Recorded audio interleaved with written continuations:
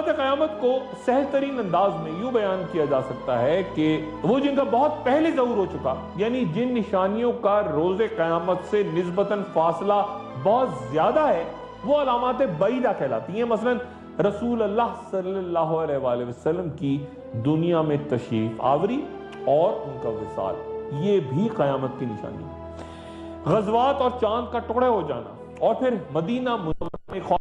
آگ کا پھیلنا، یا پھر فتنہ تاتار جس کی پیشگی اطلاع بخاری، ابو داؤد، ترمذی، ابن ماجہ کی حدیث میں روایت ہے، یہ تمام کی تمام علامات بعیدہ ہیں۔ چاند کے ٹکڑے ہو جانے کے حوالے سے قرآن مجید کی سورہ قمر میں ذکر ملتا ہے۔ یہ پوری سورہ ہی چاند کے نام پہ ہے، اور اس سورہ میں بعض مقامات پہ اس تباہی کا ذکر بھی ہے جو کہ قوم نوح، قوم عاد، قوم سمود، قوم لوط اور قوم فرعون پہ نازل ہوئی، کیونکہ وہ اپنے پیغمبروں کو جھٹلاتے تھے۔ سورہ قمر کی پہلی آیت میں بہت اہم پیغام ہے کہ وہ ساعت قریب آ گئی اور چاند شق ہو گیا۔ حضرت انس بن مالک رضی اللہ تعالیٰ عنہ سے روایت ہے کہ اہل مکہ نے نبی کریم صلی اللہ علیہ وسلم سے مطالبہ کیا تھا کہ آپ صلی اللہ علیہ وسلم کوئی نشانی دکھائیں، تو آپ صلی اللہ علیہ وسلم نے انہیں شق القمر کا موضع دکھایا۔ لفظ شق کے عربی میں کئی معنی ہیں، زیادہ تر تفاسیر قرآن میں اس کے معنی ٹکڑے ہونا لکھا ہے، یعنی شق القمر چاند کے ٹکڑے ہونا، لیکن عربی میں یہ لفظ زمین کھودنے کے لیے بھی استعمال ہوتا ہے، جیسا کہ ارشاد ہوا، بے شک ہم نے ہی برسایا پانی فراوانی سے، پھر پھاڑا ہم نے زمین کو عجیب طریقے سے، پھر اگائے ہم نے اس میں غلے اور انگور اور ترکاریاں اور زیتون اور کھجوریں۔ ایک وقفہ اور وقفے کے بعد گفتگو جاری رہے گی۔ گفتگو میں ایک بار پھر خوش آمدید۔ علامات بعیدہ میں سے ایک وہ واقعات جو رونما ہو چکی ہیں، ان میں مدینہ کی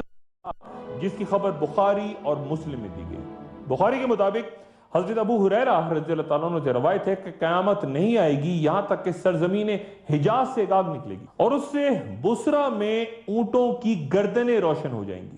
اس حدیث میں بصرہ کا ذکر ہے، عراق کے شہر بصرہ کا نہیں۔ یہ بصرہ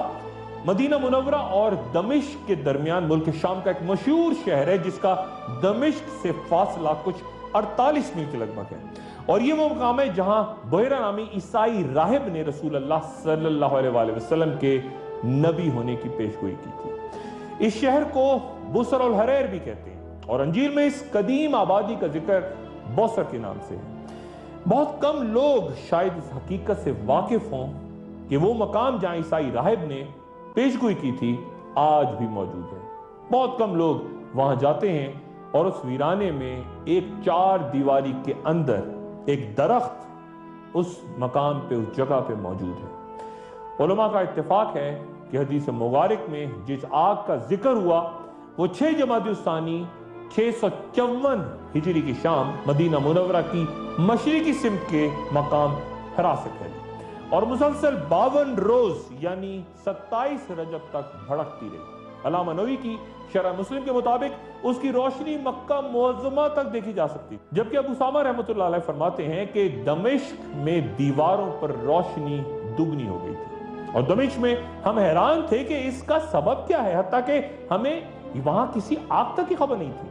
جب یہ آگ اس پتھر تک پہنچی جو حرم مدینہ کی حد میں تھا تو خود بخود بجھ گئی، اور بصرہ شہر کے لوگ یہ کہتے سنے گئے کہ ہم نے اس آگ کی روشنی میں اونٹوں کی گردنیں روشن دیکھی، یعنی عین وہی بات جس کی حدیث میں نشاندہی کی گئی تھی کہ اس آگ کی روشنی سے بصرہ میں اونٹوں کی گردنیں روشن ہو جائیں گی۔ علامہ ابو شامہ رحمۃ اللہ علیہ اس آگ سے پہلے مدینہ منورہ میں ایک بھیانک گونج کا بھی ذکر کرتے ہیں، اور پھر کہتے ہیں کہ شہر ایک ایسے زلزلے سے لرز اٹھا تھا کہ زمین و دیوار اور چھتیں مدینہ منورہ میں 3 روز تک کانپتی رہیں، اور پھر ہولناک آگ سے مدینہ کی گلیاں اس طرح بھر گئی تھیں جیسے شعلے ہر طرف سے پانی کی طرح بہتے ہوئے آ رہے۔ کیا تب مدینہ منورہ میں کوئی زلزلہ آیا تھا؟ کیا کوئی ثبوت ہے؟ حرہ رہت میں جبل ملیسا، ایک آتش فشاں پہاڑ جو کہ صدیوں سے خاموش ہے، اور جدید سائنسی تحقیق بتاتی ہے کہ آخری بار اس نے 654 ہجری میں لاوا اگلا تھا، اور یہ آتشی لاوا اپنے مرکز سے شمال کی جانب 23 کلومیٹر کی جانب سے اٹھا تھا، اور اس کی حدیں مدینہ منورہ کے موجودہ ایئرپورٹ تک جا پہنچی تھی، اور یہ پگھلا ہوا گرم لاوا ایک ایسے مقام پہ جا کے رک گیا تھا جہاں سے مدینہ شہر صرف 12 کلومیٹر دور تھا۔ اس لاوے کی تباہ کاریوں کے آثار آج بھی مدینہ منورہ کے نزدیک دیکھے جا سکتے ہیں۔ ایک اور علامت جو ظاہر ہو چکی، علامت بعیدہ کا ایک فتنہ جو ظہور پذیر ہو چکا، وہ فتنہ تاتار ہے، یعنی منگولوں سے وہ جنگ جس کی پیشگی اطلاع بخاری، مسلم، ابو داؤد، ترمذی اور ابن ماجہ کی حدیث میں بیان ہے۔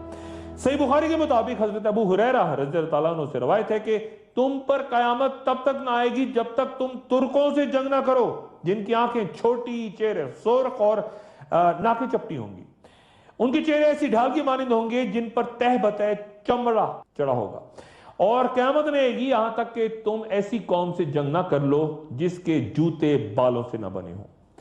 ان حدیث میں جس قوم سے مسلمانوں کی جنگ کی خبر دی گئی ہے وہ بیشتر علماء کے نزدیک وہی تاتاری ہیں جو ترکستان سے عذاب الہی بن کے مسلمانوں پہ حملہ آور ہوئے، اور اس آنے کی جو خبر رسول اللہ صلی اللہ علیہ وآلہ وسلم نے بیان فرمائی تھی کہ وہ تمام بربادی و خونریزی ہمیں فتنہ تاتار میں نظر آتی ہے۔ واضح طور پر بنو عباس کے آخری خلیفہ مستعصم باللہ کے قتل ہونے کے بعد عالم اسلام کا بیشتر علاقہ ان تاتاریوں کی وحشت کی زد میں آ کے یہ دور اپنی آنکھوں سے دیکھا ہے، اور وہ اس حدیث مبارکہ کے بارے میں فرماتے ہیں کہ حملہ آور قوم چھوٹی آنکھوں، چپٹی ناکوں اور ایسی ڈھال جیسے چہروں کے ساتھ بغداد پہ حملہ آور ہوئی تھی کہ بالوں کے جوتے انہوں نے پہن رکھے تھے، اور یہ عین رسول اللہ صلی اللہ علیہ وآلہ وسلم کی پیشگوئی کے مطابق تھا۔ لیکن پھر جامعہ ازہر کے پروفیسر امین جمال اس تشریح سے اختلاف کرتے ہیں اور کہتے ہیں کہ یہ واقعہ یعنی ترکوں سے جنگ ابھی نہیں ہوئی، اور کئی دیگر علماء کا بھی یہی کہنا ہے کہ ترکستان اور اس کے نواحی علاقوں کے لوگوں سے جس جنگ کا ذکر ہے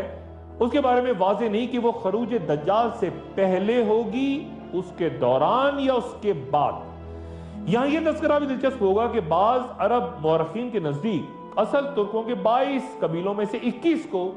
حضرت ذوالقرنین نے ایک دیوار تعمیر کر کے اس کے پیچھے بند کر دیا تھا، اور معروف کتاب مرکت المفاتیح کے مطابق جو ایک قبیلہ دیوار کے اس طرف رہ گیا تھا وہ آج کے ترک ہیں۔ یاد رہے کہ اس قوم سے ایک جہاد حضرت قتیبہ بن مسلم رضی اللہ تعالیٰ عنہ کی قیادت میں تب ہوا تھا جب بخارا، آذربائیجان اور سمرقند وغیرہ فتح ہوئے، اور اب یہ علاقے دوبارہ سوویت یونین سے آزاد ہو کے وسطی ایشیا کی ریاستوں کی شکل لے چکے ہیں۔ اس حدیث کی تشریح کرتے ہوئے بہت احتیاط کی ضرورت ہے کیونکہ یہاں عرب و عجم کی تفریق کو بھی سامنے رکھنا ضروری ہے، خصوصاً مختلف مورخین کا اپنا پس منظر، اس لیے کہ کئی اکابرین نے تو عباسی خلافت کے دوران ہی تاتاریوں کے ہاتھوں خاتمے کو اس دور میں یاجوج و ماجوج کی الغار قرار دے دیا تھا، کیونکہ وہ بھی مشرق ہی سے آئے تھے۔ عباسی دور میں ترکوں کو غلام بنانے کا بڑا شوق تھا، بڑا رواج تھا۔ نو مسلم ترک تیزی سے ترقی کرتے گئے، اور جب انہوں نے دیکھا کہ سب سے بڑی اسلامی فوج تو ہم ہی ہیں، تو یہ جو تاریخ میں اکثر ہم عربی کا لفظ سنتے ہیں مملوک،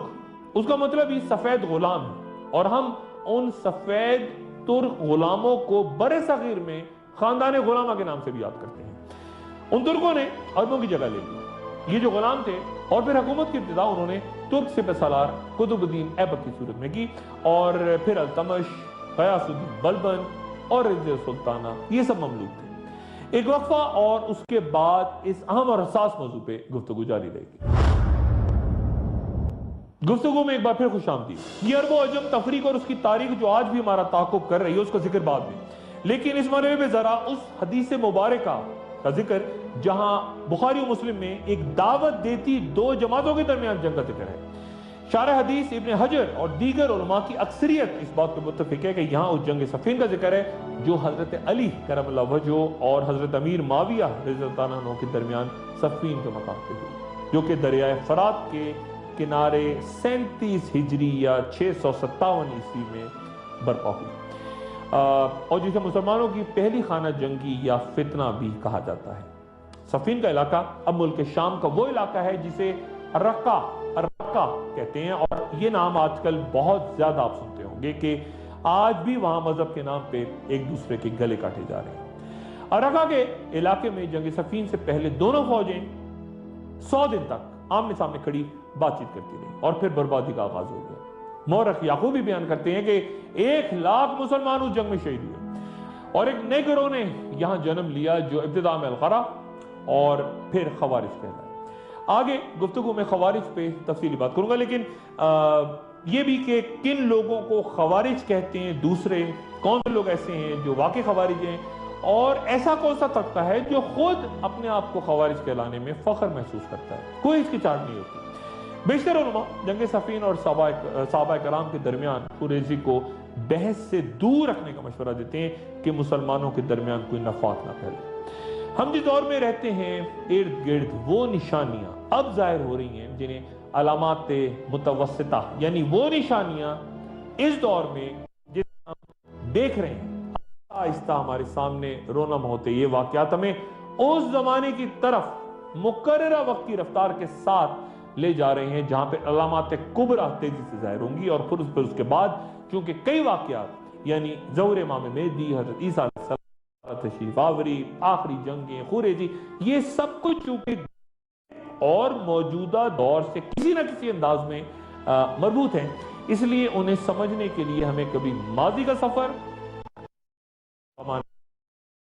اور کبھی مستقبل کی طرف جانا ہوگا آنے والی گفتگو میں۔ گویا تاریخ بھی گویا تسبیح کے دانوں کی طرح ایک دوسرے سے جڑی، اور پھر ہر دانہ دوسرے دانے کے بگڑنے کے ساتھ چل پڑتا ہے، اور جو کچھ 1400 سال پہلے رسول اللہ صلی اللہ علیہ وسلم نے فرمایا تھا اس پہ غور فرمائیں اور اپنے ارد گرد دیکھیے تو عقل دنگ رہ جائے گی۔ مثلا صحیح مسلم میں حضرت عمر بن خطاب رضی اللہ عنہ سے روایت ہے کہ آپ صلی اللہ علیہ وسلم نے فرمایا کہ لونڈی اپنی مالکن کو جنم دے گی، اور یہ کہ تو دیکھے گا کہ برہنہ پا، ننگ دھڑنگ محتاج بکریاں چرانے والے اونچی عمارتیں تعمیر کریں گے۔ اس حدیث کے پہلے حصے کے بارے میں چند علماء کا کہنا ہے کہ یہاں بعد میں ہونے والی اسلامی فتوحات کی جانب اشارہ ہے جن میں کثرت سے لونڈیاں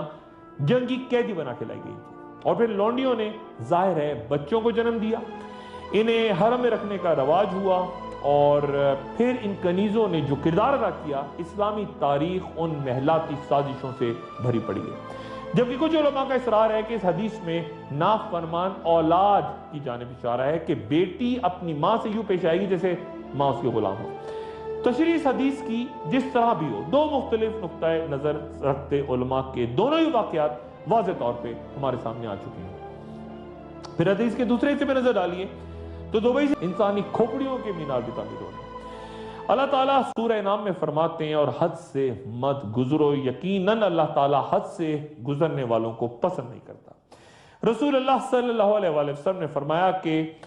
قیامت اس وقت تک قائم نہیں ہوگی یہاں تک کہ لوگ ایسے گھر تعمیر کرنے لگیں جنہیں کپڑوں کی طرح خوبصورت بنائیں گے۔ اسی حدیث کو ایک اور مقام پہ یوں بیان کیا گیا ہے کہ آخری زمانے میں لوگ بہت سی مساجد تعمیر کر کے ان میں نقش و نگار کیا کریں گے۔ مسجد تعمیر کرنے والا اپنی مسجد کی تعمیر میں فخر کیا کرے گا، اور پھر ان مساجد میں لوگوں کے دل عبادت سے ہٹ کے زیادہ عمارت کے حسن میں گم ہو جائے کریں گے۔ بہت سے صحابہ نے مساجد کی زینت سے ڈرایا ہے۔ ابن عباس رضی اللہ عنہ فرماتے ہیں کہ کیا تم اپنی مساجد کو اس طرح راستہ کرو گے جس طرح یہود و نصارہ اپنے عبادت خانوں کو کرتے ہیں؟ مکہ شریف میں حضرت اسامہ بن زید رضی اللہ تعالیٰ عنہ سے روایت ہے کہ رسول اللہ صلی اللہ علیہ وسلم ایک بلند مقام پہ چڑھے اور صحابہ کرام کو مخاطب کر کے پوچھا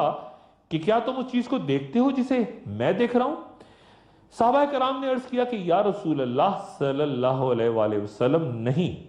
آپ صلی اللہ علیہ وسلم فرمایا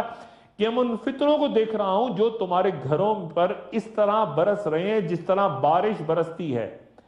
اس حدیث مبارکہ میں رسول اللہ صلی اللہ علیہ وسلم نے تمہارے گھروں کے ساتھ فتنوں کی بارش کا ذکر کیا ہے۔ دور حاضر کے علماء ٹی وی، ریڈیو، انٹرنیٹ کے غلط استعمال کے ذریعے غیر محسوس انداز میں شیطانی اغلغار کو اس فتنے سے تعبیر کرتے ہیں جس کی جانب اس حدیث میں اشارہ ہوا۔ آج تقریباً 2500 سیٹلائٹس ہماری زمین کے گرد حرکت میں ہیں۔ عرب ہر اس شے کو آسمان کہتے ہیں جو کہ ان کے اوپر بلند ہو۔ نظام العرب میں لکھا ہے کہ آسمان وہ ہے جو اوپر ہو اور آپ پر سایہ کرے۔ سیدنا حذیفہ بن یمان رضی اللہ عنہ سے روایت ہے کہ رسول اللہ صلی اللہ علیہ وسلم نے فرمایا کہ عنقریب تم پر آسمان سے شر نازل ہوگا یہاں تک کہ وہ فیافے تک جا پہنچے گا۔ صحابہ کرام نے پوچھا کہ یا رسول اللہ یہ فیافہ کیا چیز ہے؟ تو तो आप सल्लल्लाहु अलैहि वसल्लम ने फरमाया बंजर जमीन। कई उलमा यहां फयाफे से मुराद सहराओं में आबाद वो बादा नशीन लेते हैं जो ऊंटों और खेमों के साथ अब सैटेलाइट टीवी के बगैर भी गुजारा नहीं कर सकते। पोम्पाई एक कदीम रोमन शहर शरी रज़ी अल्लाह अन्हु से रवायत है कि रसूल अल्लाह सल्लल्लाहु अलैहि वसल्लम ने फरमाया कि मेरी उम्मत पर रहम किया गया है, इसके लिए आखिरत में कोई अजाब नहीं बल्कि दुनिया में ही इसका अजाब कत्ल, ज़ल्ज़लों और फितनों की सूरत मुकर्रर कर दिया गया है। अंजील के मुताबिक हजरत ईसा अलैहिस्सलाम के ज़हूर से पहले 5 बड़े ज़ल्ज़ले जमीन को अपनी लपेट में लेंगे और इनमें से आखिरी ज़ल्ज़ला 3 रोज तक जारी रहेगा। कुरान शरीफ की एक पूरी सूरा ही सूरह ज़ल्ज़ला के नाम से है और उसकी 8 आयात उस ज़ल्ज़ले का जिक्र करती हैं जो क़यामत से पहले आएगा। एक और हदीस मुबारका के मुताबिक रसूल अल्लाह सल्लल्लाहु अलैहि वसल्लम ने फरमाया क़यामत कायम ना होगी जब तक ज़ल्ज़लों की कसरत ना हो जाए। जदीद तहकीकात ज़ाहिर करती हैं कि 2015 में 1980 से आते ज़ल्ज़लों की तादाद दुगनी हो चुकी थी। अमेरिकन जियोलॉजिकल सर्वे के टॉम मार्कोस के मुताबिक हम उस दौर में पहुंच चुके हैं जहां तारीख के सबसे ज्यादा ज़ल्ज़ले इस वक्त जन्म ले रहे हैं। और बहुत कुछ अगली नशिस्त में गुफ्तगू जारी रहेगी। अपना दोस्तों रिश्तेदारों गिरदो नवाह के लोगों का सब ख्याल रखिएगा। अल्लाह हाफ़िज़।